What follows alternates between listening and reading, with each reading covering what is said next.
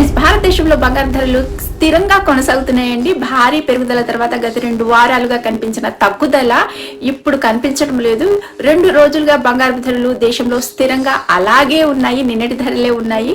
భారతదేశంలో బంగారము ధర 24 క్యారెట్ గ్రాముకు 15,419గా ఉంది. 22 క్యారెట్ల బంగారము గ్రాముకి 14,134, 18 క్యారెట్లు 1 గ్రాముకి 11,564గా ఉంది. ఇక 10 గ్రాములకు 24 క్యారెట్ 1,54,190, 22 క్యారెట్ 1,41,340 వద్ద కొనసాగుతుందండి.